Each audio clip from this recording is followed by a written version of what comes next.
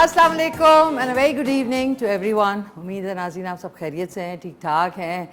गर्मी का ज़ोर बढ़ता जा रहा है और टेम्परेचर ऊंचा होता जा रहा है, पॉलिटिकल भी और मौसम का भी। तो आई होप आप लोग सब खैरियत से हैं। 4 दिन के बाद आपसे मुलाकात होती है, बहुत अच्छा लगता है। ऐसे ही लगता है कि मेरा पहला शो है जिसके लिए मैं तेज़ी में जा रही हूँ, लेकिन आज हुआ ये अनफॉर्चुनेटली।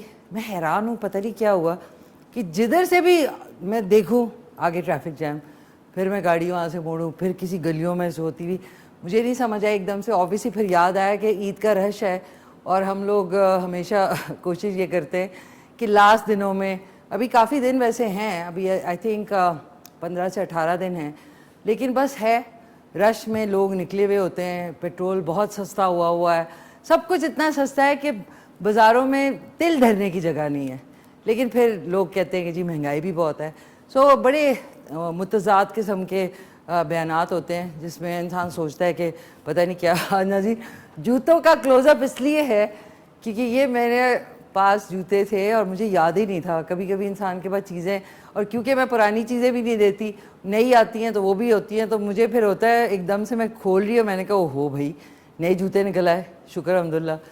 कभी कभी ऐसा होता है कि मेरे इयररिंग्स मुझे भूले हुए होते, मैं चीज़ें निकाल रही होती हूँ ड्रॉज में। आपको पता है ड्रॉज हमारे पाकिस्तान में हर एक के घर में भरे हुए होते हैं, तो निकाल रही होती हूँ, नए इयररिंग्स निकल आते हैं। सो अल्लाह ताला कहीं ना कहीं से मुझे घर में से ही गिफ्ट्स निकाल के ना अपनी चीज़ें बाय की भी याद नहीं रहती। सो और आपको पता है मैं सख्त कंजूस हूँ इस मामले में, देने दिलाने के मामले में। तो मेरे पास सन 1990 से लेके आगे तक चीज़ें अभी तक हैं और वो कहीं ना कहीं फैशन में दोबारा से आती हैं। And I feel so proud of my self कि मतलब मैं पुरानी चीज़ें भी पहन लेती हूँ जो कि बिल्कुल नहीं लगती हैं। और उसकी ख़ास वजह यह है कि जो आपके अच्छे कपड़े होते हैं उनको अगर आप ड्राई क्लीन करवाएं, मुझे पता है ड्राई क्लीनिंग बहुत महंगी होती है, लेकिन आपके कपड़े भी उतने ही महंगे होते हैं। रोज़ रोज़ आप इतने महंगे कपड़े नहीं बना सकते। सो अगर आप ड्राई क्लीन कराएं, उन्हें हैंग करके रखें, तो they can last you for a life time, that's for sure. जिस तरह आप अच्छी अपनी चीज़ें जो लोग संभाल के रखते हैं, जो रोज़ रोज़ नहीं जा के ख़रीदते कि जी 20-20, 25-25 हज़ार का सूट अगर आप लेते हैं और उसको आप ड्राई क्लीन नहीं कराते और बस रख देते हैं और फिर वो बेचारा फुस हो जाता है, तो ये गलत है ना मेरे ख्याल में। किसी अव्वल इतना ज़्यादा मेरे अंदाजे में अभी तक मैं आपको बता सकती हूँ कि मेरे पास, मैंने आज तक, दैट्स फॉर श्योर, और मैं ये बड़े दावे से कह रही हूँ and I am very proud of it, कि मैंने कपड़ों के ऊपर, देखिए एक तो कपड़ा अच्छा लगता है, एक एक्सपेंसिव होता है। मैंने 10 से 15 हज़ार से ऊपर के कपड़े मेरे लिए क्रिमिनल है। मेरा दिमाग जो है वो चलेगा नहीं कि ओ माय गॉड मैंने 30 हज़ार का सूट लिया या मैंने 50 हज़ार का सूट लिया। और मैं हैरान हूँ कि आजकल जो ब्राइड्स हैं एक दिन के अपने ब्राइडल उसके लिए 5-5, 6-6, 10-10 लाख का जोड़ा पहना होता है, फिर उसके बाद वो बंद होके मलमल में लिपट के कहीं अलमारी में होता है। एंड यू आर एक्चुअली, एक गाड़ी आ सकती है इसमें, एक आपका कोई छोटा मोटा कोई 100 गज़ का प्लॉट आ सकता है। 10 लाख के कपड़े, और डिज़ाइनर्स भी बनाते हैं, वो कहते हैं जी इसमें आप मोती लगाएं, इसमें फ़लाना करें, इसमें रियल जेम स्टोन्स लगाएं। But I think it's such a waste कि मतलब इंसान का ज़मीर भी है जो कि मतलब मैं तो सो ना सकूँ। अव्वल लाख रुपए का भी अगर सूट हो, मैं कहूँ गॉड इतने पैसे इस चीज़ में यू कैन। कितने लोग जो हैं, अब देखिए हम लोग इस डेवलपिंग कंट्री में से हमारा ताल्लुक़ है, तो इसके अंदर अगर आप इतने पैसे जो है कपड़ों पे लगाएंगे तो मतलब फिर क्या आपका मेंटल अप्रोच है टुवर्ड्स लाइफ। क्योंकि मुझे नहीं लगता कि इतने कपड़े, हाँ आप सस्ती चीज़ पहने और आपकी पर्सनालिटी ऐसी होनी चाहिए और आपका नॉलेज ऐसा होना चाहिए और आपका शख्सियत ऐसी होनी चाहिए कि वो 2000 के जो सूट है वो 2 लाख का लगना चाहिए। लेकिन मैंने बहुत लोगों को देखा है, उन्होंने 5 लाख का जोड़ा पहना होता है लेकिन उनकी पर्सनालिटी उस जोड़े को 5,000 का भी नहीं करती। सो अपनी पर्सनालिटी को एनहांस किया करें, अपने में कोई ऐसी ट्रेट्स लाएं, अपने आप को इवॉल्व करें ताकि सस्ती चीज़ भी आपने पहनी हो तो आप महंगी लगे। क्या ख्याल है आपका? एक हमारे साथ कॉलर है, उनसे बात करते हैं नाज़रीन। और ये भी फ़िराक जो है, अच्छा इसके साथ मैंने ये दुपट्टा एक और सूट का लिया है क्योंकि मुझे ब्लिंग ब्लिंग पसंद है। मैंने कहा बहुत ही ज़्यादा सिंपल हो जाएगा तो मैंने कहा ब्लिंग ब्लिंग, और ये आपको पता है मैंने पिछले हफ्ते भी पहना था। So you can always mix and match करेंगे तो बहुत आप सुकून में रहेंगे। और इसको याद रखते हैं क्योंकि कुकिंग भी करनी है। एक हमारे साथ कॉलर है और इसमें नाज़रीन ये जो स्लीव्स है ना, ये वो बहुत ही ऐसी वाली स्लीव्स है और ये फिरॉक है। मैं गोल घूम के दिखाती हूँ आपको, ये देखें, ये बगैर लाइनिंग के फ्रॉक है। एक हमारे साथ कॉलर है। हेलो, अस्सलाम वालेकुम। वालेकुम अस्सलाम, कैसी हैं मिशी? मैं ठीक ठाक। वलीद फ्रॉम चकवाल। कैसे हैं वलीद, आप खैरियत से हैं? अल्हम्दुलिल्लाह। आप कैसी हैं? आपकी सेहत भी ठीक है? शुक्र अल्हम्दुलिल्लाह, सब खैरियत है। Thank you so much. आज आप क्या बना रही हैं? आपने बताया नहीं अभी आज मैं बना रही हूँ, सीमी ने रावलपिंडी से और हबीबा ने इस्लामाबाद से फरमाइश की थी आलू टिक्की की, तो आज आलू टिक्की बनेगी। तक। आलू टिक्की। फर्स्ट ऑफ ऑल आपके ड्रेस बहुत अच्छा है और आपकी ड्रेस से ज्यादा आज आपके इयरिंग्स बहुत अच्छे लग रहे हैं, है ना? देखें कैसे मैच किए मैंने। सही है। हाँ। और बहुत ज्यादा अट्रैक्टिव, मतलब वो ड्रेस को छोड़कर बहुत ज्यादा अट्रैक्टिव लग रहे हैं। Thank you so much Waleed, so sweet of you, बहुत शुक्रिया आपका। तो ये बताएं, कोई आपने डिश ट्राई की जो पिछले दिनों में जितने? जी, बिरयानी ट्राई की थी, बट आज एक और रिक्वेस्ट आपसे, अगर थोड़ी सी देसी रिक्वेस्ट है। क्या क्या? अगर आप थोड़ी देसी रिक्वेस्ट आपसे। देसी विलायती बताएं। बैंगन का भरता। उफ, मेरा फेवरेट है, फेवरेट है। तो उसको ट्राई करना, बिकॉज हमारी फैमिली में आधे लोग उसको ग्रेवी के साथ बनाते हैं हाँ। और कुछ लोग उसको सूखा बनाते हैं। तो व्हाट यू प्रेफर मोस्ट? दोनों को मिक्स करें आप। वो ग्रेवी भी होनी चाहिए और थोड़ा सा मतलब मिडिल में होना चाहिए। आप बिल्कुल सूखा भी नहीं होना चाहिए, बहुत ज्यादा सालन टाइप भी नहीं होना चाहिए। उसका एक तो आप बहुत उसको प्लीज नोट कर लेना। ठीक है, मैं आपके लिए, मैंने आज ही बैंगन वैसे एक उसको मैंने रोस्ट किया था, मतलब ड्राई रोस्ट किया था और मैंने वैसे ही खा लिया क्योंकि बैंगन इतने मजे का होता है उसे रोस्ट। तो या ऐसे थोड़ी सी उसकी तासीर ठंडी होती है ना, तो वो ज्यादा बेहतर होता है। ठीक है, कल आपके लिए बनाते हैं, कल बनाते हैं और इसमें थोड़ी सी इमली भी डालेंगे तो मजेदार। इसको आप खाली उबले हुए चावलों के साथ खाएं ना, इट इज डिवाइन। चलें, दैट वो कल देखेंगे ना, तो उसको जरूर ट्राई करेंगे। ठीक है, मैं आपके लिए कल बनाऊंगी बैंगन का भरता। एक और रिक्वेस्ट थी, लास्ट टाइम भी आपसे की थी प्रोग्राम में इनवाइट करने की, फिर आपकी टीम ने कॉल ड्रॉप कर दी कॉल एंड होने के बाद। अच्छा, तो दैट्स अनफेयर, मुझे थोड़ा सा अनफेयर लगा। अच्छा बताएं कौन किसको बुलाएं? मैं अपनी की बात कर रहा हूँ। आज आपको बुलाएं?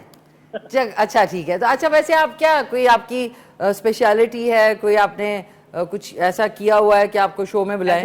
लास्ट टाइम आपसे बताया था एज आरजे वर्क किया हुआ, बोले आरजे। चलें, अब आप अपना नंबर जरूर लिखवाएं, आपको इंशाल्लाह इस वीक या नेक्स्ट वीक इंशाल्लाह बुलाते हैं आपको। चलें, thank you so much. Thank you Waleed, अपना नंबर जरूर लिखवाएं, ठीक है ना?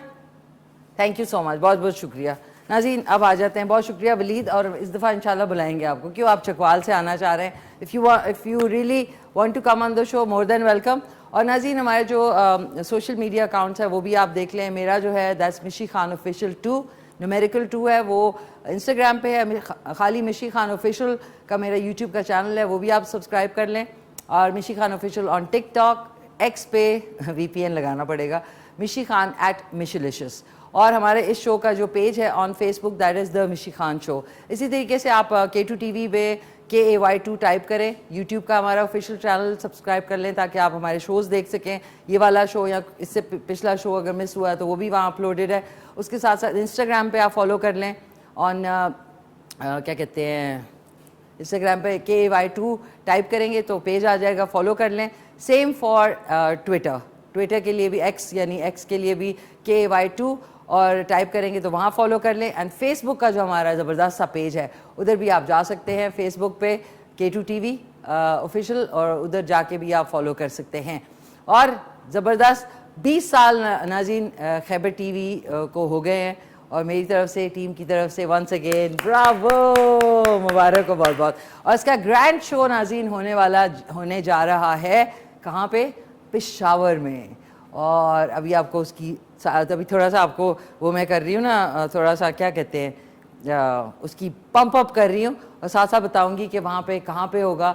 और इसकी जो सेलिब्रेशन है उसमें हमारी जो पेशावर की टीम है उन्होंने बहुत ज़बरदस्त तरीके से इसमें पार्टिसिपेट करने के साथ साथ इसको पूरे को डिज़ाइन करके वहाँ पे मुख्तलिफ़ जगहों पे इतने खूबसूरत जो है बिलबोर्ड्स लगे हुए हैं, और साथ में पैनाफ्लेक्सेस भी लगे हुए हैं। और हमारे पाकिस्तान का बहुत बड़ा नाम रहीम शाह जो हैं वो इसमें स्टार होंगे उस सेलिब्रेशन में।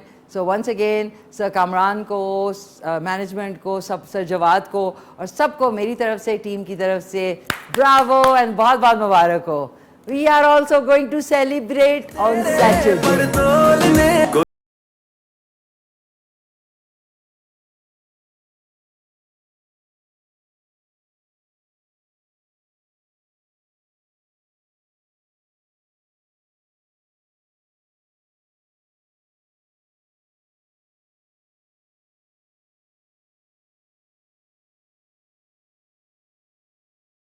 नाज़रीन, सेलिब्रेशन जो है वो बहुत अच्छी, स्पेशली जहाँ पे आप काम करते हैं, जहाँ पे आपके कॉलीग्स होते हैं, जहाँ पे जो है सब लोग होते हैं, उनकी सेलिब्रेशन में उसी तरह उसी जोश खरोश से बहुत ज़रूरी होता है सबका उसमें पार्टिसिपेट करना। और साथ साथ सेलिब्रेशन में मम्मी भी शामिल हैं। अस्सलाम वालेकुम मामा, क्या हाल है? ओके, ठीक ठाक हैं आप? खैरियत से हैं? दारबजन बारबजन को भी ख़ास सलाम। और मम्मी के साथ मम्मी की फ्रेंड बैठी रोज़ ड्रामे देख रही थी, कोमल को भी वंस अगेन सलाम। और नाज़रीन, आपको तो सलाम ही सलाम। अब आ जाते हैं कुकिंग की तरफ। सीमी ने रावलपिंडी से और हबीबा ने इस्लामाबाद से आलू टिक्की की फरमाइश की। कॉल लेने से पहले जल्दी से आपसे बता दूं, बहुत सिंपल है। आलू आपने लेने 1 किलो, उसको अच्छी तरह बॉईल कर लें, उसको मैश करके इस तरीके से आपने मैश करके यानी उनको पीस के इस तरह यहाँ रख लिया, ठीक है। इसमें 1 टीस्पून जाएगा सफ़ेद साबुत ज़ीरा, हस्बे ज़ायका नमक, कुटी हुई लाल मिर्च, बारीक चॉप किए हुए प्याज, बारीक चॉप की हुई हरी मिर्च, बारीक चॉप किया हुआ हरा धनिया। और अंडा जो है इसमें ऑप्शनल है। अगर आपको अंडा नहीं पसंद या आप एलर्जिक हैं उससे, तो आप क्या कर सकते हैं, इसमें कॉर्नफ्लावर या कॉर्न स्टार्च डाल दें, उससे भी आलू की टिक्की जो है वो टूटेगी नहीं। क्योंकि आज हमारे पास अंडे हैं तो हम अंडा डाल देते हैं। एक हमारे साथ कॉलर भी, हमसे बात करते हैं, हैंड वॉश करते हैं, नहीं हैंड वॉश नहीं करते, फिर ग्लव्स नहीं आएंगे पूरे। हेलो, अस्सलाम वालेकुम। वालेकुम अस्सलाम, इसी अलवीना बोल रही हूँ। अलवीना जी, कैसी हैं आप? मैं जी अल्लाह खैरियत से? बिल्कुल जी जी बिल्कुल ठीक ठाक। जी जी, कैसी है? सब खैरियत है? गर्मी इंजॉय कर रही हैं? गर्मी, हाय रे गर्मी। अल्लाह का शुक्र जी, तो आप बताएं कैसा चल रहा है, कैसा गर्मियों का सीजन चल रहा है आपका? मिशी गर्मी तो बहुत है पर चलें, गर्मी को भी तो हमने फिर एंजॉय करना है ना। बिल्कुल बिल्कुल बिल्कुल बिल्कुल। सो हाँ, सॉरी, गर्मी को एंजॉय करना है। अच्छा, ये मुझे बताएं कि आजकल गर्मियों में मेन्यू कैसे चेंज हुआ है आपका? मेन्यू ये चेंज हुआ है कि हम ना ये खट्टे बैंगन मैंने फरमाइश करनी थी, तो एक कॉलर ने भी कह दिया कि वो बनाए भुर्ता। तो हम लोग ना ये कद्दू का रायता खाते हैं, ये हम बैंगन की भुजिया खाते हैं, इस तरह की डिशें खा रही हैं। चलें, ठीक है। अब आपने कल देखना है कि बैंगन का भरता कैसे बनेगा। ठीक है, मैं आपके तरीके से बनाऊंगी। जरूर जरूर। अच्छा, दूसरा ये कि लौकी का भरता भी बहुत ज़बरदस्त, लौकी को बॉईल करके उसको मैश करके अगर आप दही में डालें ना, उसकी तासीर भी बहुत मज़े की और बहुत ज़बरदस्त होती है। अच्छा अच्छा। लौकी बहुत हजूर पाक सल्लल्लाहु अलैहि वसल्लम की महबूब तरीन सब्जी थी, उनकी पसंदीदा थी। और कद्दू की सारी फैमिली, चाहे उसमें माड़ू कद्दू है या टींडे हैं या लौकी है, ये सारे बहुत ज़बरदस्त सब्जियां हैं। जी इंशाल्लाह जरूर देखेंगे कल और बनाएंगे भी। जी, थैंक यू सो मच। अच्छा बताएं, हिना और निदा कैसे है? जी ठीक है, हिना निदा दोनों ठीक है। और ये मिशी, मेरे पोते से बात करना बलाद से। बलाद से कराएं, हम मिक्सिंग करेंगे। अस्सलाम वालेकुम मिशी खान। वालेकुम, क्या हाल है आपके? वालेकुम अस्सलाम, क्या हाल है आपके? ठीक ठाक हैं आप? मैं ठीक, आप कैसी हैं? मैं बेटा ठीक ठाक। आप सुनाए कैसे हैं? सॉरी, हम लोग आप अपने आप हम लोगों को अपने शो में बुलाए ना। बुलाएं, आपको जरूर बुलाते हैं। किड्स का शो करते हैं ना, तो आपको भी इंशाल्लाह जरूर बुलाते हैं। ठीक है। तो और कोई फरमाइश आपने करनी है बेटा बलाज? जी, कोई फरमाइश करनी है? जी मैंने आप पिज्जा बनाए। पिज्जा बनाऊं? चलो ठीक है, इंशाल्लाह आपके लिए बनाऊंगी पिज्जा, ठीक है ना। और सबको मेरी तरफ से घर में सलाम and lots of love to you. Okay, lots of love. अल्लाह हाफिज। अल्लाह हाफिज। प्यारी सी अलवीना जी, जो कि मेरी बड़ी प्यारी फ्रेंड है। और नाज़रीन, हमने बड़े मज़े का, इनकी बेटी की शादी थी जो मैं गई थी, मॉन्ट्रियल में हुई थी। बड़ा ज़बरदस्त खाना था, बड़ी गज़ब की अरेंजमेंट थी। वहाँ के बाद अभी तक मुलाकात ही नहीं हुई। हमारी लाइफ में टाइम ही नहीं होता, अजीब गरीब लाइफ है हमारी। अच्छा, मैश करके हमने इन मैश किए हुए पोटैटो को, यानी आलूओं को, हमने इस बोल में शामिल कर दिया। अब इसमें हमने सारी मिक्सिंग करनी है। मिक्सिंग में क्या क्या है? हरा धनिया, 2 से 4 टेबलस्पून हरी मिर्चें, 2 से 4 अदद बारीक चॉप किया हुआ प्याज जो कि गुलदाद भाई ने किया, प्याज चॉप्स किया है, और 1 टीस्पून कुटी हुई लाल मिर्च, ठीक है, और हस्बे जायका नमक, और 1 टीस्पून सफ़ेद साबुत ज़ीरा, और इसको हमने ये लेके ये डाल दिया, और हस्बे जायका ये नमक डलेगा इसमें, जो कि आप अपनी मर्ज़ी से डालें, कम डालें तो ज़्यादा बेहतर है। और आज आपको बता दूं कि हमारा शो जो है is been produced by Numan Khan Lashari, और उसको असिस्ट कर रहे हैं गुलदाद भाई, और हमारे जो साउंड पे हैं वो हैं फवाद साहब, और हमारे जो उस पे हैं वो कौन है अमार जो हैं वो एडिटर हैं हमारे। इस कैमरे पे अदनान है जो कि अभी आपको दिखाएंगे इसके फूड के क्लोज़अप, यानी खाने के क्लोज़अप। इस पे हैं नूरानी जो कि एक अदद उस पे है टॉक पॉक पे, और ये कि ये आपको क्लोज दिखाएंगे, और सामने अनमोल है, ठीक है ना। और उस पे कौन है हमारे जो ट्रांसमिशन बंद ही ना कर दें, भट्ट साहब हैं, जीशान साहब और भट्ट साहब, ओके, उनको भी खास खास सलाम।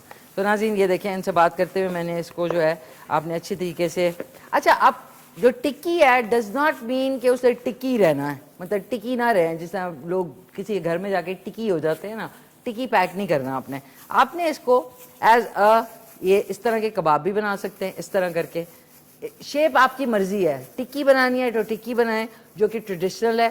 तो मैं आज 2-3 वेरिएशन में बनाऊंगी इसको। तो ये हम ये इसके अंदर ऑयल डालेंगे, हम इसको डीप फ्राई नहीं करेंगे बट शैलो फ्राई करेंगे।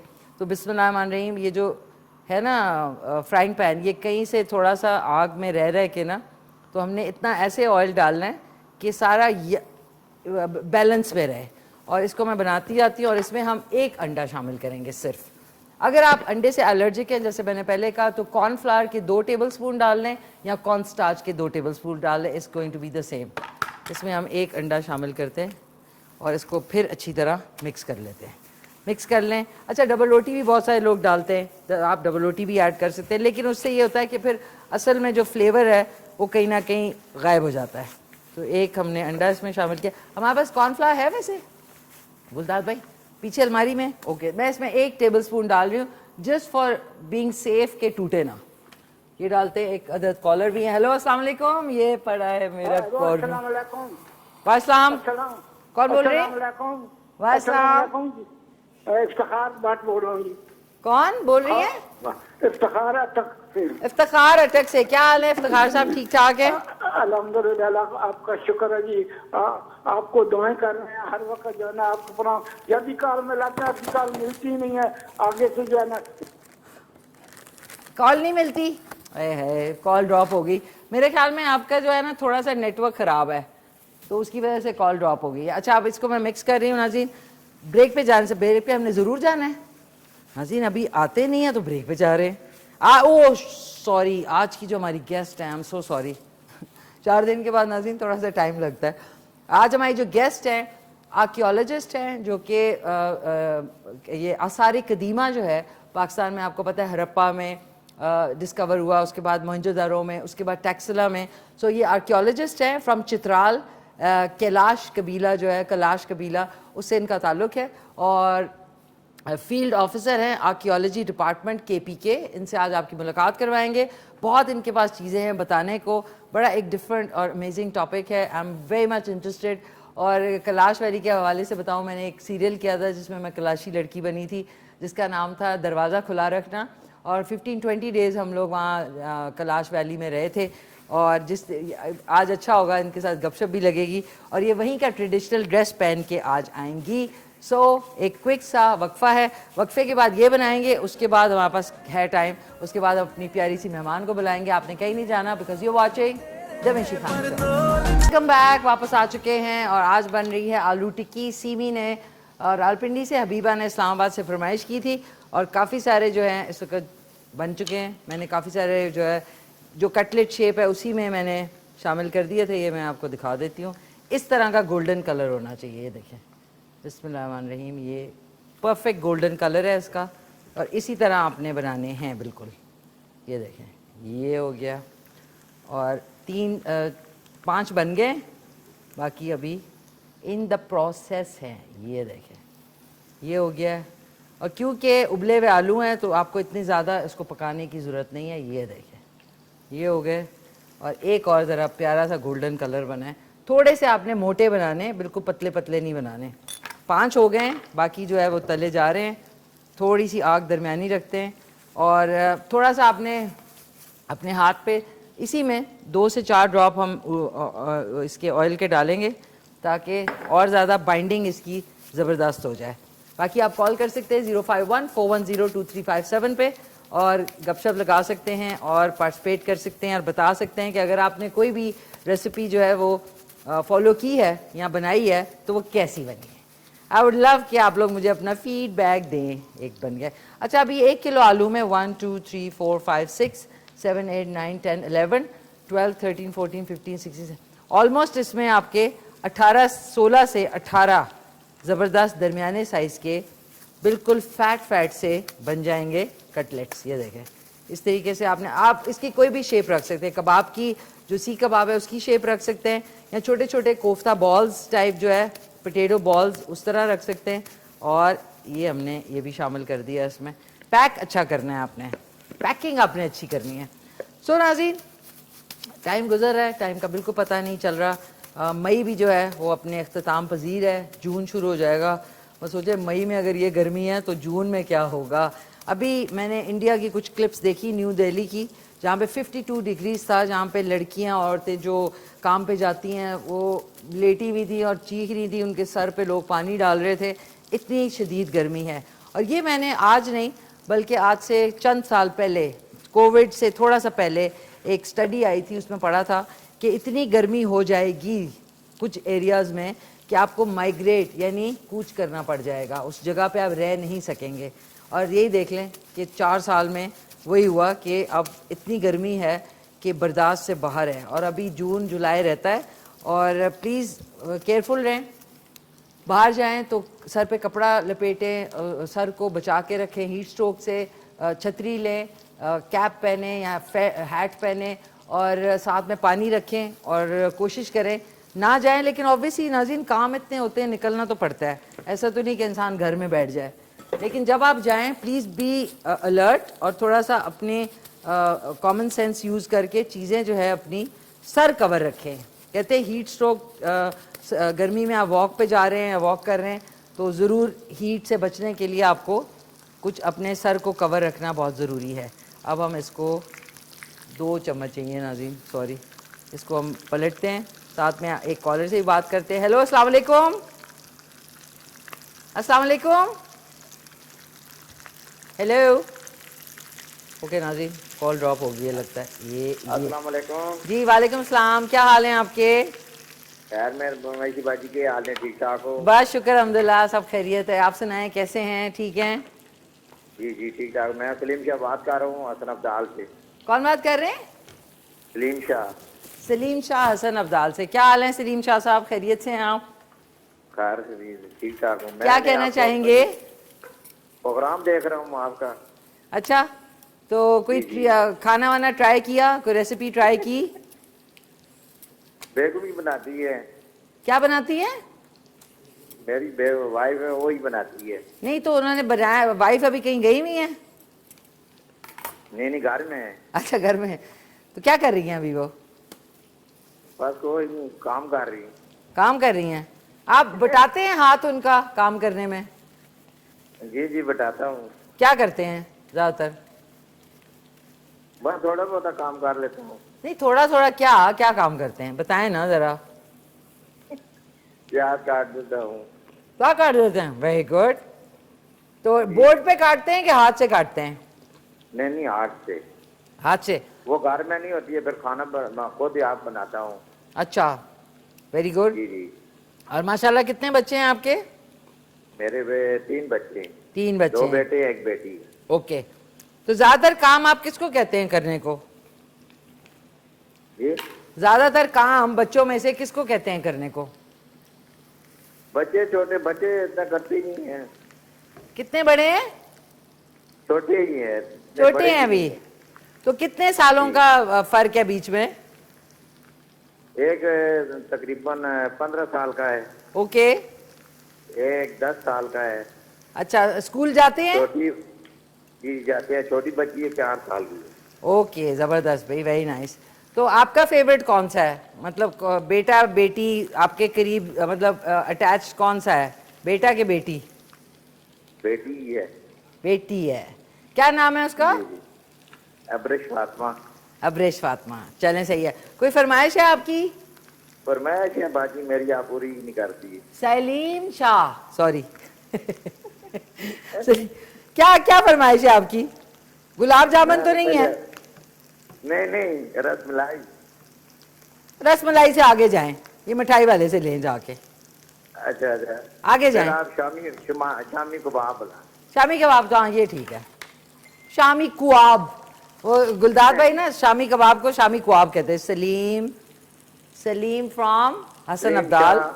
हसन अब्दाल। अब्दाल शामी कबाब। जी, अच्छा, शामी ये कब कबाब बनाएंगी? ये मैं अगर इस दफ़ा परसों बना सकी तो बनाऊंगी, वरना मैं बनाऊंगी इंशाल्लाह अगले हफ्ते। ठीक है। ठीक है ना? ठीक है सलीम। सलीम साहब, thank you so much for lovely call. बहुत अच्छा लगा आपसे बात करके।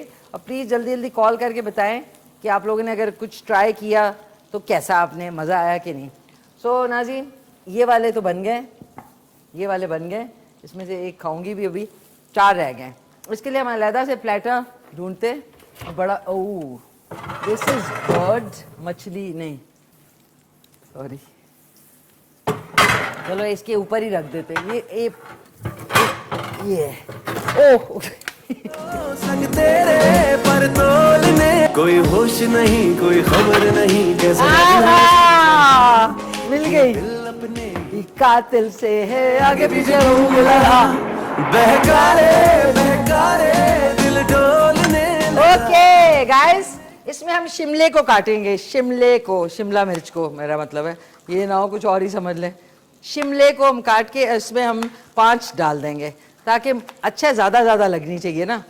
कभी मेहमान आए तो फैला फैला के चीज़ें दिया करें, ज़्यादा लगती हैं, कहेंगे उफ़ो इतना है, तमाम हमारे लिए किया हुआ है, वाह भाई वाह।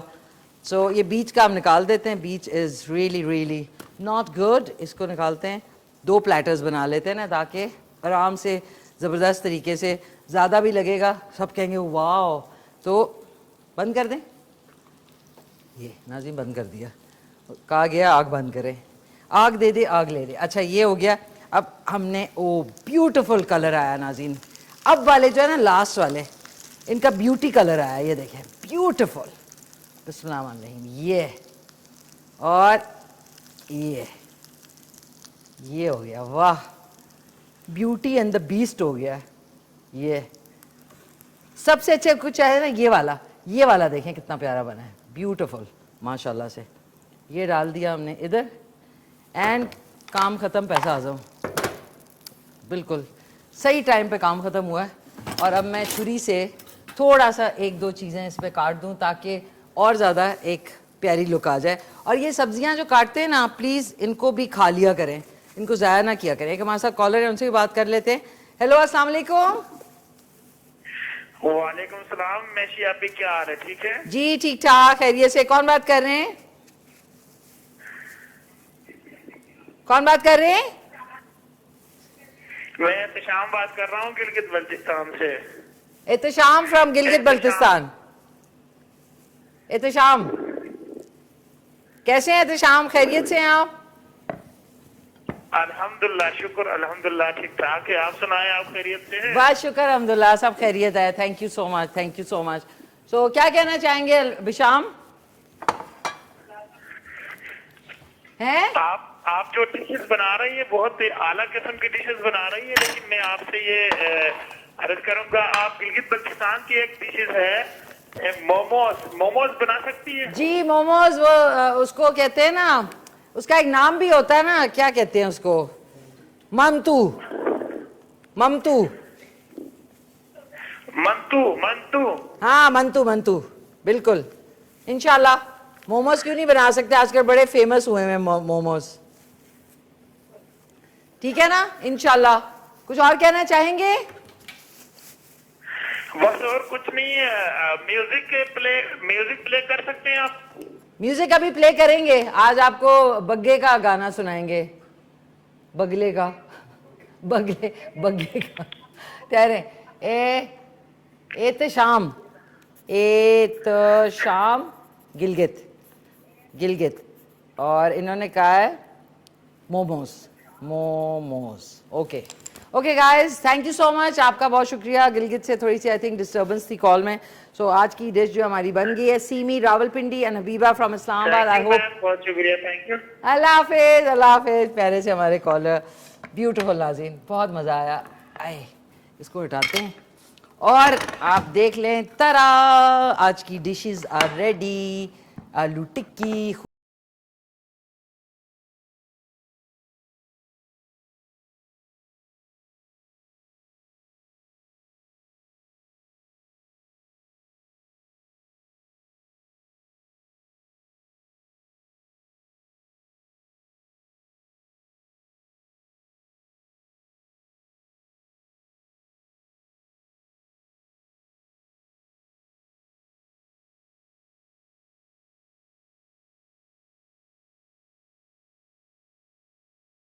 ज़बरदस्त सा सॉन्ग सुनाते हैं आपको। कौन सा? साहिर अली बग्गा और एक और ज़बरदस्त सी सिंगर है उनका, चल के वो दिखाते हैं। उसके बाद ब्रेक पे जाएंगे। ब्रेक के बाद आज हमारी जो गेस्ट हैं बहुत ही अमेजिंग हैं। सईद गुल कैलाशी फ्रॉम चित्राल, कैलाश कबीले से इनका ताल्लुक़ है। फील्ड ऑफिसर हैं आर्कियोलॉजी डिपार्टमेंट KPK, यानी आसार कदीमा पे खूब रिसर्च और खूब इनको नॉलेज है। इनसे आपकी मुलाकात कराएंगे। सो गाना सुने, उसके बाद ब्रेक पे जाएं, लेकिन कई मजा जाएगा, वापस ज़रूर आएगा। माफ़ कीजिएगा नाज़रीन, मैं एकदम से ना किसी और उसमें फ्रेम ऑफ माइंड में भी थी, तो वापस आ चुके हैं हम। इतनी जल्दी माशाल्लाह से वापस आए। हमारी बहुत ही प्यारी जो इस वक्त गेस्ट हैं वो आ चुकी हैं अपने ट्रेडिशनल लिबास में, और मुझे it's taken me back in 1998 जब मैंने यही लिबास पूरे 15 दिन पहना था, और बड़ा खूबसूरत है। और इनका ताल्लुक़ एक बहुत ही खूबसूरत जगह से है। चित्राल से ऑलमोस्ट 2 घंटे की ड्राइव के बाद एक खूबसूरत वैली आती है जिसका नाम है कैलाश वैली, और वहाँ से इनका ताल्लुक़ है। और ये फील्ड ऑफिसर हैं आर्कियोलॉजी डिपार्टमेंट KPK में। और क्या क्या अभी तक आसार कदीमा इनके होते में क्या क्या अचीवमेंट्स हुई हैं, इनसे ही पूछेंगे। और बड़ी प्यारी प्यारी इनकी लुक है। इस वक्त मेरे साथ मौजूद है गॉर्जियस सी सईद गुल कैलाशी। अस्सलाम वालेकुम। Thank you. अस्सलाम वालेकुम। कैसी हैं? मैं बिल्कुल ठीक हूँ, मैं बिल्कुल ठीक हूँ। Welcome on the show. शुक्रिया शुक्रिया। एंड ये कैप और ये जो, अच्छा ये जो बीड्स हैं जनरली यहाँ तक होते हैं जी, तो जाहिर है अभी आप इतने सारे नहीं पहने। एक्चुअली जो आप अगर पुरानी फोटोज देखें जिस तरह से like 30 years back, 35 years back अगर आप देखें तो उनके पास इतनी ज्वेलरी नहीं है। क्योंकि अभी मार्केट में ज्यादा आ गए तो खवातीन ज्यादा पहन रहे हैं। ये जरूरी नहीं कि आप ज्यादा पहनो, लेकिन ये भी जरूरी नहीं है कि आप बिल्कुल ना पहनो। तो jewellery is a part of culture, jewellery is a part of like Kailash में कल्चर और रिलीजन दोनों मिक्स है, दोनों को आप अलग नहीं कर सकते। तो अगर आप बिल्कुल भी नहीं पहन रहे हैं तो वो भी अच्छा नहीं समझा जाता, कहते हैं कि ये अच्छी चीज नहीं है।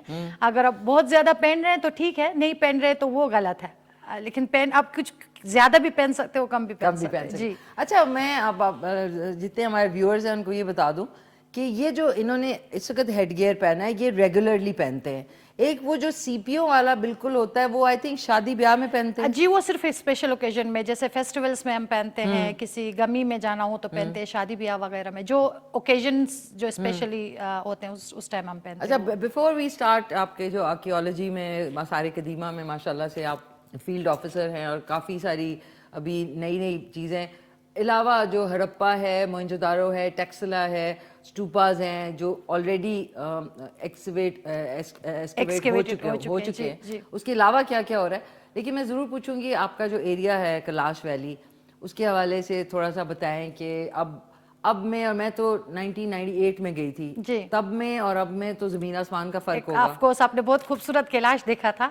अभी कैलाश वैसा नहीं है जैसे आपने देखा था। एक तो 2015 के ये जो ग्लोबल वार्मिंग या क्लाइमेट चेंज जिसको हम कहते हैं, तो फ्लडिंग की वजह से जिन वैली में आपने शूट किया था वो वैली अभी आप जाएंगे आप पहचान नहीं पाएंगे, वो बहुत बुरी तरह से तबाह हो चुके थे। 2015 के जो डिस्ट्रक्शंस हुए थे फ्लडिंग की वजह से, और कल्चर भी ऑफ कोर्स डेवलपमेंट आती है तो कल्चर में चेंजेस आ जाते हैं। तो आई रियली फील कि आप बहुत लकी थे, आपने एक रियल कैलाश को देखा 1998 में।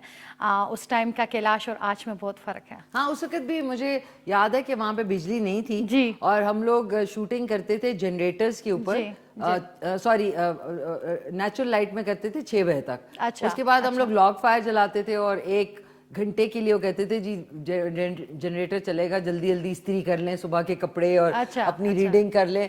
तो ये होता था, उधर लाइट तब नहीं थी एंड इट वाज वेरी, वो कहते हैं ना, ऑर्गेनिक एक फील थी वहाँ की। ज़ाहिर है अब आप सारा काफी कुछ- जी आप काफी चेंज है। तो आप आपका उसी जी ट्राइब आपका से ताल्लुक है? जी बिल्कुल, आपने जिस वैली में शूट किया था उस टाइम हमें इतनी समझ नहीं थी, मैंने आपकी शूटिंग भी देखी थी, बल्कि मैं सेट पे भी आई थी। अच्छा, आप आई थी? जी जी जी Oh my God. हमें समझ नहीं थी कि हो क्या रहा है क्योंकि हमारे लिए वो सारी चीजें बहुत नई थी। और आप उस टाइम वहाँ पे जब आप शूट कर रही थी तो मुझे याद है, लेकिन वो उस टाइम हमें नहीं समझ थी कि हो क्या रहा है।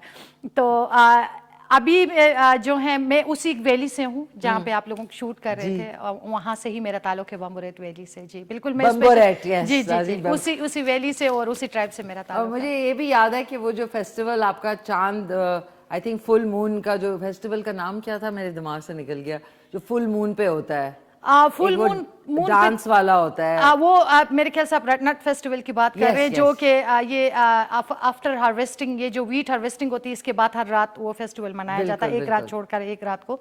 आई थिंक आप उसकी बात कर रहे हैं, नट की। यस यस यस, हमने वो सारा कवर वो किया था। जी जी जी। एंड देखे ना जी, और उसके मतलब आपने देखा था मुझे तब मुझे वो याद उस तरह से नहीं है, उस टाइम हम छोटे थे तो हमें लग रहा था कि यहाँ पे कुछ चल रहा है, कोई शूट हो रही है, और लोग सारे देख रहे होते थे, हम भी देख रहे होते थे दूर से, और करीब कोई आने नहीं देते थे तो हम दूर से देख रहे होते थे चल क्या रहा है यहाँ पे ना। बड़ा वो अजीब सा लग रहा था कि हो क्या रहा है, ये नहीं पता था कि कोई शूट हो रहा है, कोई फिल्म बन रही है इस तरह से। लेकिन मैं उस टाइम उधर ही थी। नाज़रीन देखें, उस टाइम में अब मैं almost it's like 25 years plus हो गए ऑलमोस्ट।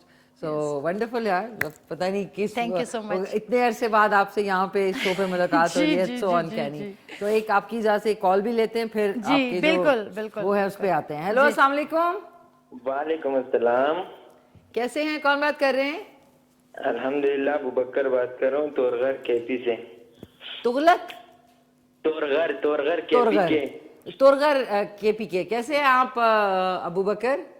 जी अल्हम्दुलिल्लाह। अमीशी साहिब, आप कैसी हो? मैं ठीक ठाक, खैरियत से। आप सुनाएं, कैसे हैं? बस शुक्र है, माशाल्लाह। प्रोग्राम देख रहा हूँ, बहुत ही अच्छा प्रोग्राम चल रहा है आपका।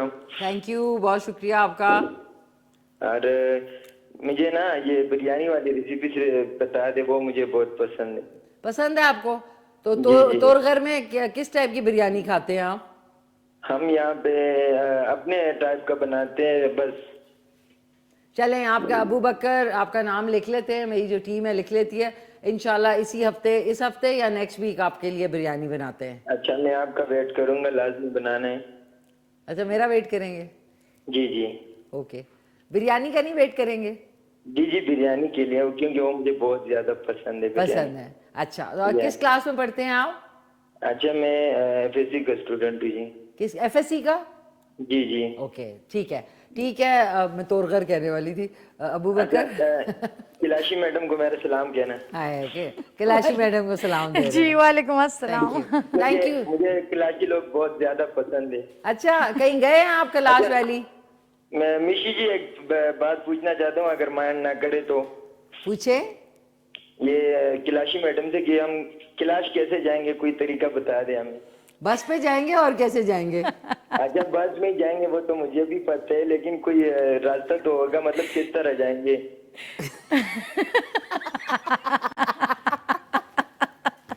बात सुनो अबू बकर, बस पे जाओगे और क्या? वहां से वहां पे चित्राल जाओ, वहां से को कैलाश जाना है, 2 घंटे में गिड़ू गुड़ू करके पहुंच जाओगे।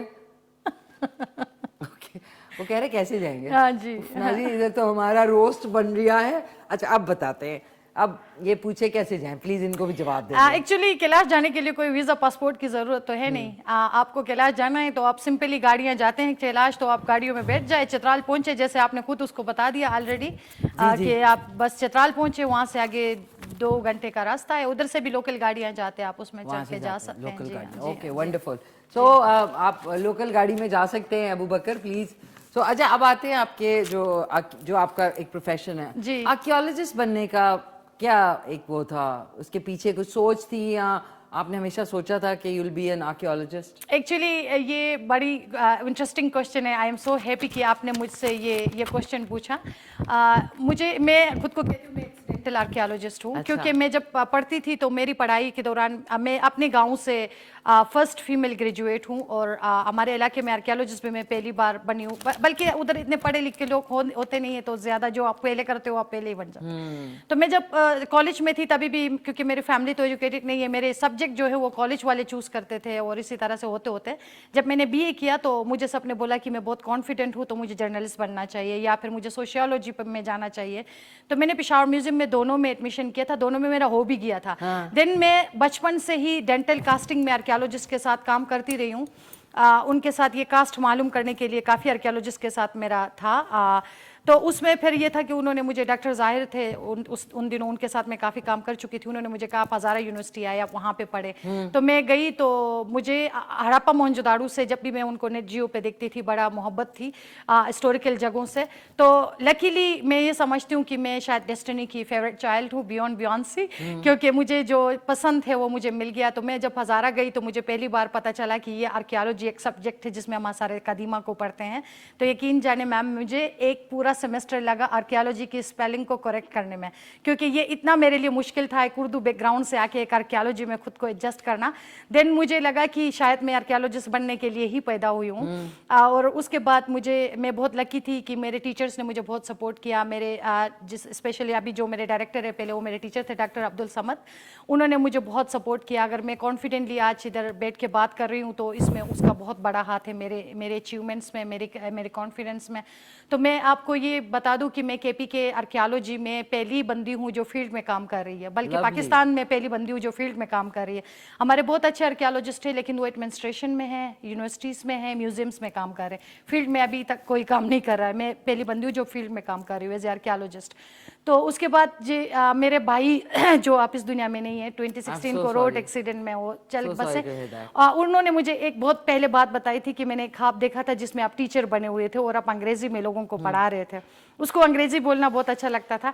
तो अब मुझे लगता है कि शायद उसका वो ख्वाब जो है वो पूरा हो गया, क्योंकि अब मैं जो दुनिया को पढ़ा रही हूँ इन वर्ल्ड हेरिटेज साइटों में, वाकई में मैं टीचर बन गई और मैं दुनिया को पढ़ा रही हूँ।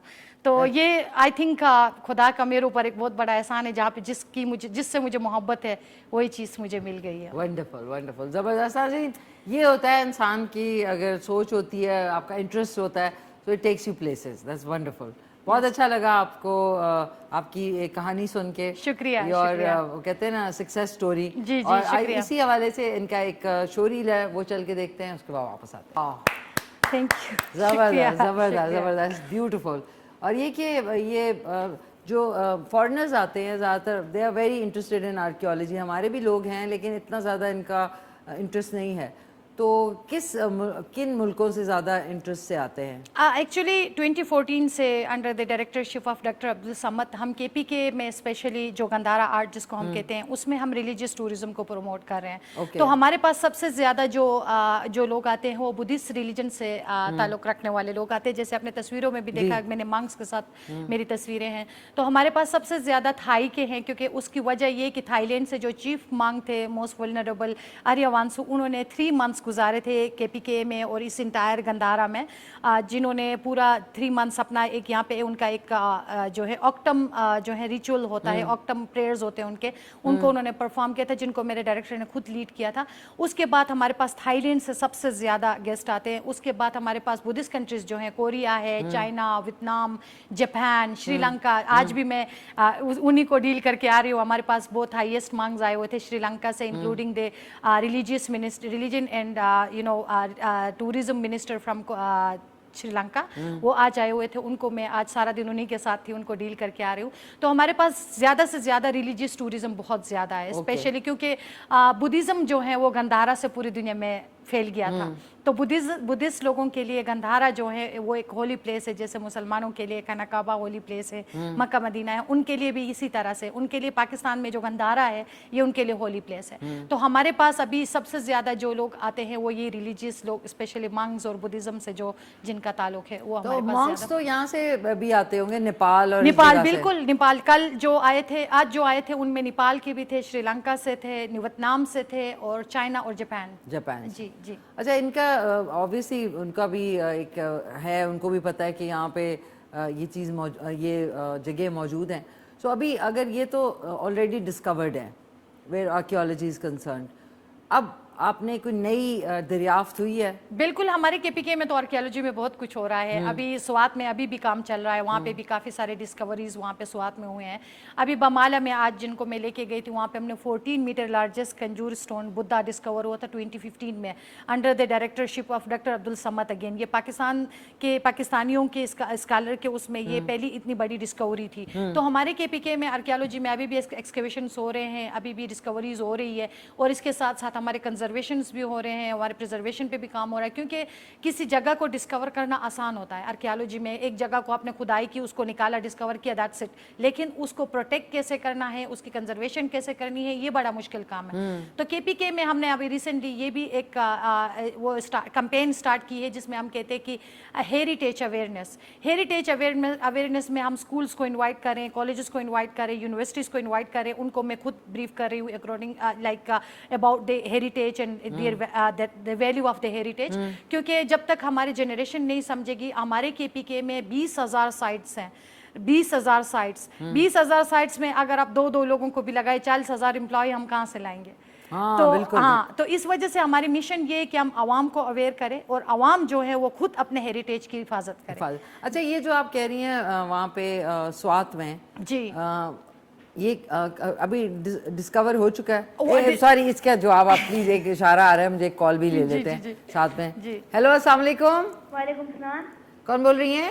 हबीबा, इस्लामाबाद से। Habiba from Islamabad. क्या हाल है हबीबा?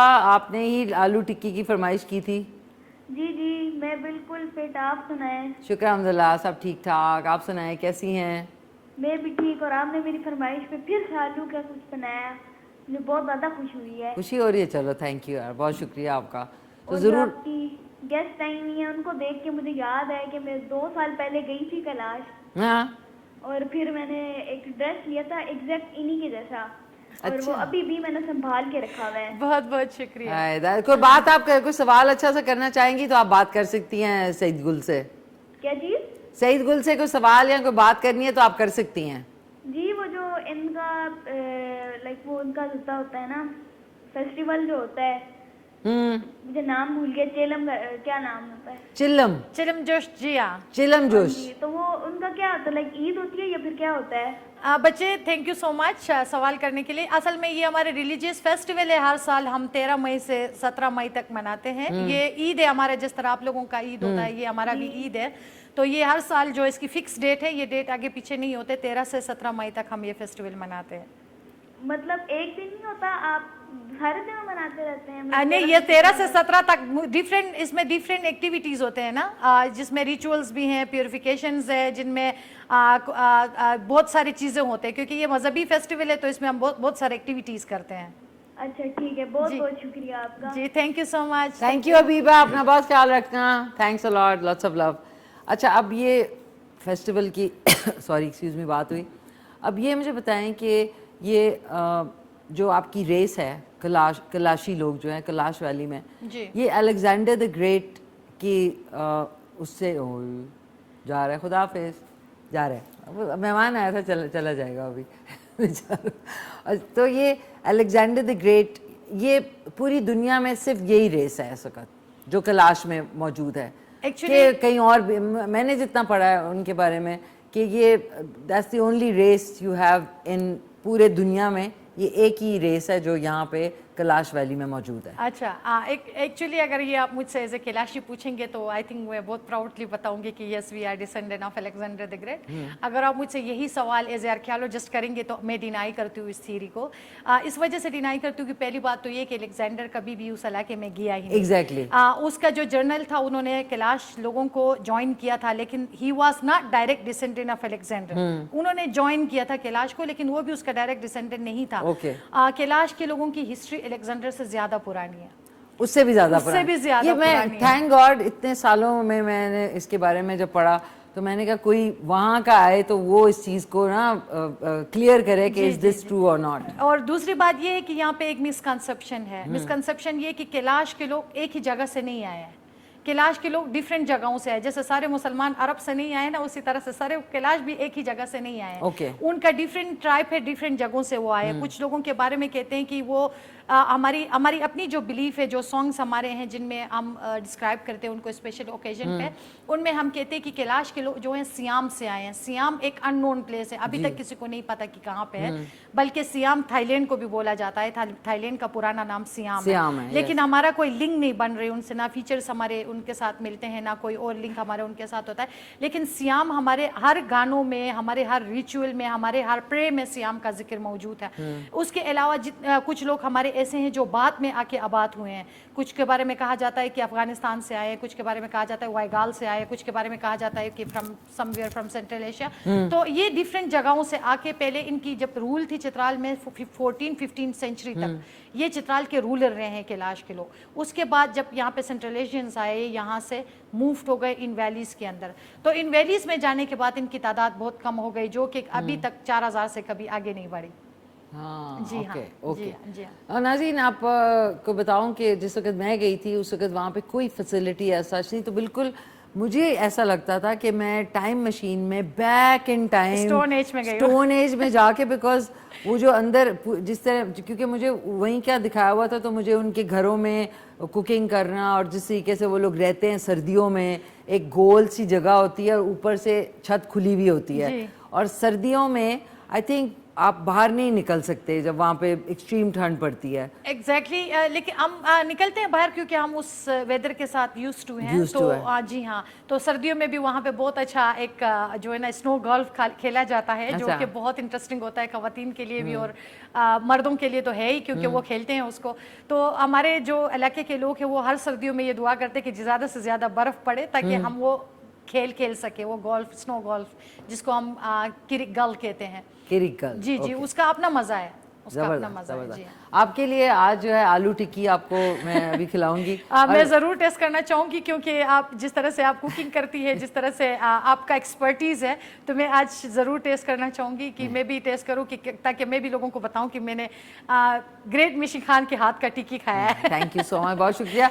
शुक्र करे आज मिर्चें नहीं डाली मैंने। अच्छा, नहीं मैं मिर्चें खा लेती हूँ, मैं शहरी हो गई हूँ, आप बेफिक्र हो जाइए। वापस आएंगे नाज़रीन, इनसे और बात करेंगे। It's wonderful having you on the show. Thank you. बहुत अच्छा लग रहा है इनसे गुफ्तगू करके, लेकिन एक छोटे से वक्फे के बाद। नाज़रीन वेलकम बैक, वापस आ चुके हैं और हमने कटलेट्स भी खा लिए हैं। सईद गुल कैलाशी हमारे साथ मौजूद हैं। कैसा लगा आपको? बहुत मजे का। मैं भी कह रही हैं। नहीं सच्ची में मजे का है, सच्ची में मजे का है। अच्छा, आर्कियोलॉजी में माशाल्लाह से बहुत कम ख़वातीन हैं जो पाकिस्तान में। इसका हमारे जो व्यूअर्स हैं उनको भी पता चले इसका फ़ायदा क्या है, क्या है फ़ायदा, फ़वाइद आर्कियोलॉजी के? आर्कियोलॉजी में अगर कहूँ तो ये मदर ऑफ साइंसेस है। अगर आप आर्कियोलॉजिस्ट है तो आपको सारे साइंसेस जो है ना इसी के अंदर आप पढ़ते हो। आप इसमें कंजर्वेशन भी कर रहे हो, आप इसमें प्रिजर्वेशन के लिए भी काम कर रहे हो, आपको फार्मूलाज भी बनाने आते हैं, आपको एक्सकेवेशन भी करना आता है, आपको मेजरमेंट्स, इसमें आपको साइंटिस्ट भी ये बना देता है, आपको मैथमेटिशियंस भी ये बना देता है, आपको कंजर्वेशनिस्ट भी बना देता है। आर्कियोलॉजी एक ऐसा डेडिकेशन सब्जेक्ट है जिसमें अगर आप डेडिकेटेड नहीं है, आप फील्ड में नहीं जा पा रहे हो, तो आर्कियोलॉजी को आप समझ नहीं पा रहे हो। अगर आप आर्कियोलॉजी को पढ़ रहे हो, you have to be like that much dedicated, आपके अंदर एक डेडिकेशन होनी चाहिए, एक पैशन होनी चाहिए कि आप आर्कियोलॉजी पढ़ के उसको आप किस तरह से परफॉर्म कर रहे हो। It is a totally field work. यहाँ पे थियोरेटिकली आपको बहुत कम मिलता है, यहाँ पे फील्ड वर्क आपको ज्यादा करना पड़ता है, प्रैक्टिकल ज्यादा होना पड़ता है। और दूसरी ये कि जब आप आर्कियोलॉजी में आते हो, अगर मैं अपनी मिसाल दूं तो मैं आज, जैसे मैंने थोड़ी देर पहले भी बताया था, मैं दुनिया को डील कर रही हूँ। आप पूरी दुनिया से हमारे पास जो सबसे इम्पोर्टेंट जो सिविलाइजेशन है वो हमारे पास है, जैसे हड़प्पा मोहनजोदाड़ो है, Indus valley civilisation, Gandhara civilisation, जितने भी सिविलाइजेशंस की अगर आप बात करें हमारे पास सबसे इम्पोर्टेंट ये 2 सिविलाइजेशंस फिलहाल पाकिस्तान में है। अगर गंधारा की सिविलाइजेशन की मैं बात करूं तो यहाँ से बुद्धिज्म पूरी दुनिया को फैला है। 2022 में मैं आपको एक बहुत स्मॉल सी स्टोरी सुनाऊं कि 2022 में हमारे पास 300 मांग्स आए थे थाईलैंड से। उनको मैंने रोते देखा है जूलिया में, वो इतना जज्बाती हो गए थे कि उनकी बॉडी ऐसे शेक हो रही थी। वो कह रही थी कि लाइक उनके लिए कितना ये इम्पोर्टेंट है ये जगह, कितना वो इस जगह को फील कर रहे हैं। और परसों में इनका सिंपोजियम में अटेंड कर रही थी, उधर मंग बता रहा था कि मैथमेटिक्स से लेकर पॉलिटिक्स से लेकर मेडिसिन तक जो है हमने गंधारा से सीखा है। देखिए जरा जी, वो कहते हैं कि this is the land of spirituality, this is the land of, it is called pure land, Gandhara is called pure land. दुनिया के लिए गंधारा एक प्योर लैंड है, एक लैंड ऑफ स्पिरिचुअलिटी है। हमारे पास इतनी इंपॉर्टेंट चीजें हैं, अगर हम इसको सीखेंगे तो हम दुनिया को क्या कुछ दे सकते हैं। गंधारा जो है वो किस एरिया में है? ये एक्चुअली गंधारा शुरू होता है टेक्सिला टेक्सिला से पिशावर, मर्दान, स्वात और अफगानिस्तान बमियान तक। ये रीजन गंधारा। ये जो मैं क्योंकि जा चुकी हूँ, मैंने जब नई नई आई थी इस्लामाबाद तो मुझे बड़ा था कि मैंने कटास राज टेम्पल भी देखना है, आगे वो जो सॉल्ट माइंस हैं, तो मैं गई थी इधर जो स्टूपास हैं इधर अशोका, यहाँ पे ये जो प्लानिंग है वहाँ की, इस्लामाबाद की प्लानिंग उसी के मुताबिक की गई। जी, सिरकप के मुताबिक की गई। सिरकप के मुताबिक। तो सिरकप में जो अशोका है वो आया था ना वहाँ पे। असल में सिरकप जो है उसको ग्रीक्स ने बनाया था। उसको कहते हैं कि well plan city, well plan city उसको कहा जाता है। उसको हेलेनिक चेस बोर्ड के पैटर्न पे बनाया गया है। वो अभी भी उसको अगर आप देखें, उसके स्ट्रक्चर को देखें, उसकी प्लानिंग को आप देखें, तो आज भी हमारे पास ऐसी प्लानिंग नहीं मिलती। तो इसी वजह से उसी प्लान को लोग कहते हैं कि इस्लामाबाद में कॉपी की गई है। आई डोंट नो कि उसमें कितनी सच्चाई है, लेकिन कहते हैं कि उस प्लान के हिसाब से इस्लामाबाद को बनाया गया। तो उधर मेरा जाना हुआ, तो वहाँ पे बहुत ऐसी साइट्स हैं जो कि मतलब लेकिन अफसोस ये होता है कि हमारे जो अपने लोग हैं वो इन चीज़ों में इतने इंटरेस्टेड नहीं। सोचे दुनिया से लोग उठ के उस सिविलाइजेशन को देखने, उसको स्टडी करने, और फिर टेक्सिला म्यूज़ियम जो है दैट इज़ एक्सक्विजिट। मतलब उसमें ऐसी ऐसी चीज़ें, नाज़रीन अगर आप नहीं गए तो खुदारा आप जाके विज़िट करें। क्या मतलब मुझे 3-4 घंटे लग गए थे वहाँ पे देखते देखते। उस सिविलाइजेशन में जो उनके दिमाग थे, उनकी क्रिएटिविटी जो थी वो आउट क्लास थी। चाहे बर्तन हो गए, चाहे उनके आर्मर हो गया, या उनके सर्जिकल इंस्ट्रूमेंट किस तरीके से उस जमाने में वो लोग करते थे, कितने हजार साल पहले। अच्छा, जो अशोका जो उनका ये था बुद्धिज्म का, वो किस टाइम पे इस एरिया में आया? Actually Ashok by birth Hindu था। और उसके बाद उसने एक जंग लड़ा था जिसको कहते हैं कलिंगा वार। तो कलिंगा वार में उसने बहुत सारे बेगुनाहों का कत्ले आम किया था। उसके बाद उसको रियलाइज हुआ था कि मैंने बहुत सारे इनोसेंट्स को मार दिया है।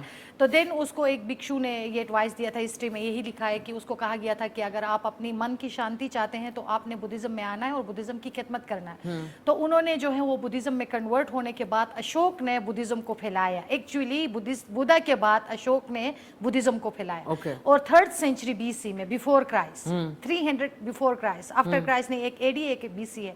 3rd सेंचुरी बीसी में अशोक ने 84,000 मोनेस्ट्रीज बनाए थे पूरे सब कंटिनेंट में। और उस टाइम बुद्धा के सिर्फ 8 स्टूपास बने थे, जिनको हम अभी स्टूपास बोलते हैं, जिसमें बुद्धा के एशेस दफनाए गए थे। जब अशोक ने उनमें से 7 को खोला तो उसने 84,000 पूरे सब कंटिनेंट में उसने स्तूपा बनाया। जैसे आप टेक्सिला की बात कर रहे हैं, टेक्सिला में जो हमारा धर्माराजिका है, it is one of them.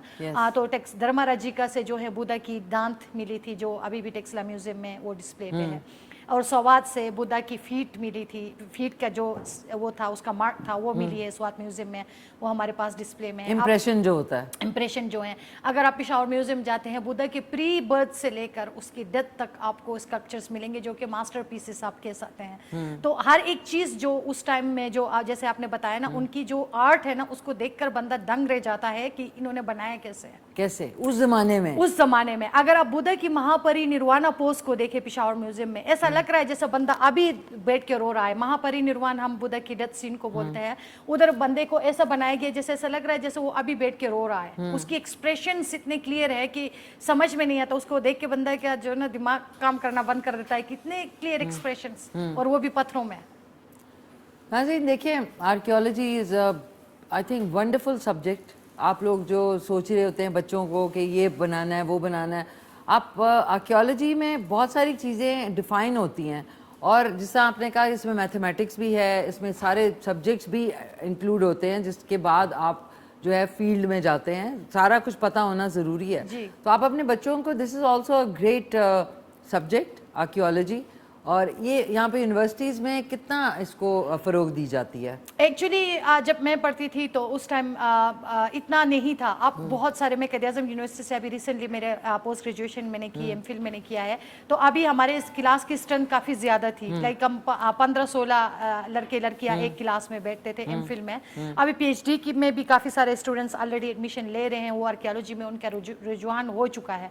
क्योंकि इससे पहले आर्कियोलॉजी, जब डॉक्टर अहमद हसन दानी, जिसको हम फाउंडर ऑफ आर्कियोलॉजी बोलते हैं, जब उन्होंने आर्कियोलॉजी की बुनियाद रखी थी तो लोगों को लग रहा था कि आर्कियोलॉजी ऐसा ही सब्जेक्ट है, यहाँ पे किसी और कहीं और डिपार्टमेंट में अपना एडमिशन मिले तो आप आर्कियोलॉजी में जाए। नहीं, आप आर्कियोलॉजी जो है वो दुनिया में आप जब जाते हो, मैं जब बाहर जाती हूँ, जब मैं नेशनल ज्योग्राफिक में गई थी तो मुझे जब पहली बार एज ए आर्कियोलॉजिस्ट वहाँ पे इंट्रोड्यूस किया गया था, मुझे लगा कि कितना इंपॉर्टेंट सब्जेक्ट है ये।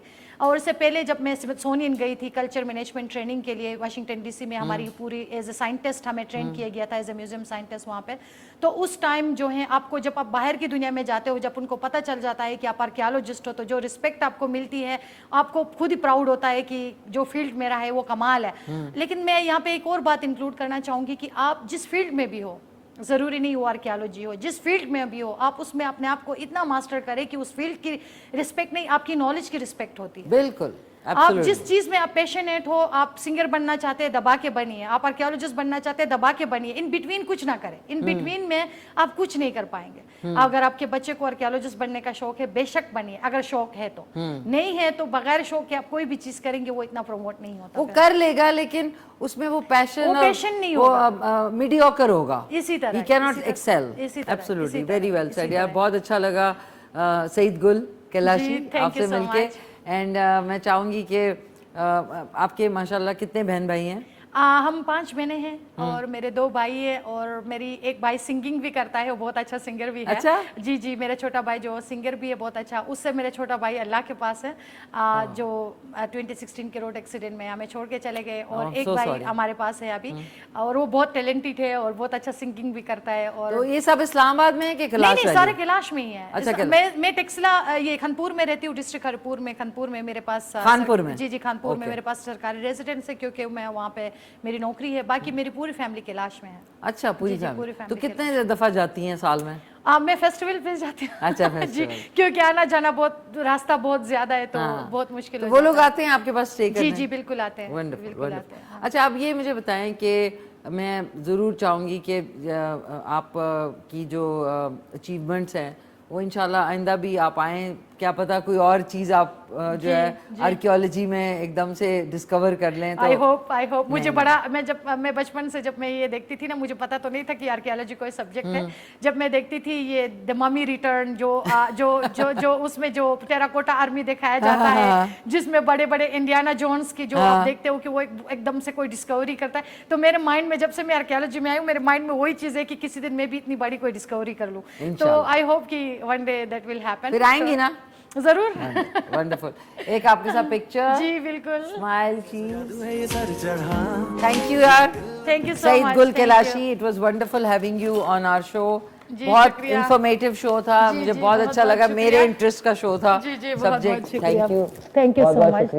Thank you. And very nice attire, दोनों ने ब्लैक पहना हुआ है।